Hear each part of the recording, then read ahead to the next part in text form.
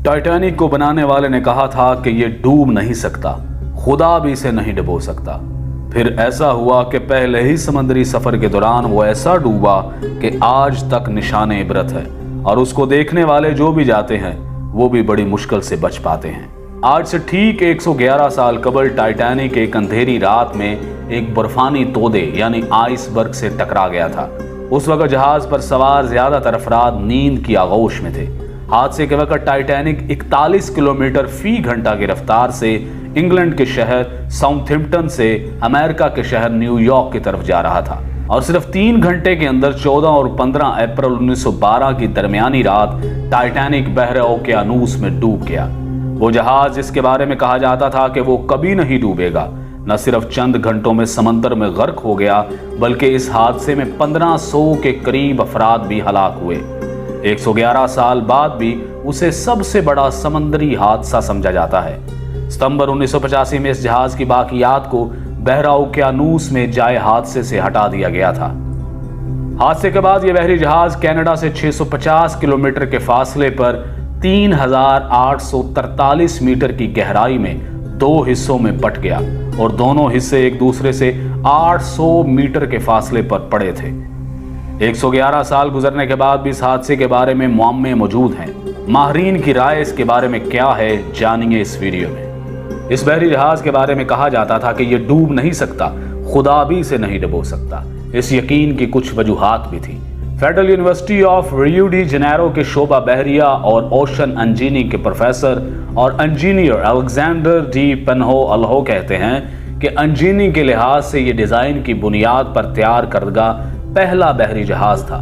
कई water tight compartments बनाए गए थे, यानी जहाज का एक कमरा पानी से भर भी जाए तो दूसरे कमरे को गर्क नहीं कर सकता था।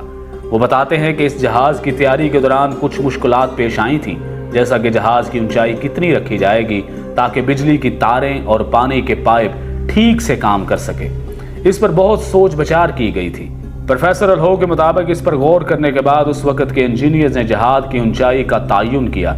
यहाँ तक कि सैलाब की सूरत में उन्होंने अंदाजा लगाया कि पानी छत की ऊंचाई तक नहीं पहुंचेगा। उन्होंने छत पर महफूज कंपार्टमेंट भी बनाए थे, लेकिन तब किसी ने बर्फ के तोदे से जबरदस्त टकराव का सोचा भी नहीं होगा। माहिरीन का कहना है कि तसादुम इतना जोरदार था कि जहाज की मेन बॉडी में जहाज की निसफ लंबाई तक सुराख हो गया था। ऐसी हालत में पानी डेक तक पहुंच गया था। जहाज पानी से भरने लगा था। ऐसी सूरत हाल में रेस्क्यू मुमकिन नहीं होता। आप पानी को निकालने के लिए जहाज में मौजूद तमाम पंप्स चालू कर सकते हैं, आप सब कुछ आजमा सकते हैं, लेकिन जिस रफ्तार से पानी अंदर आ रहा होता है उसी रफ्तार से उसे वापस बाहर नहीं फेंका जा सकता। एक जबरदस्त तसादुम के बाद जहाज की साख में तब्दीली आई और दरवाजे बंद नहीं हो रहे थे, वो भंस गए थे। टाइटैनिक को इस दौर में भी खालस स्टील से बनाया गया था, लेकिन उस वक्त का स्टील ऐसा नहीं था, आज की फौलाद की तरह मजबूत नहीं था।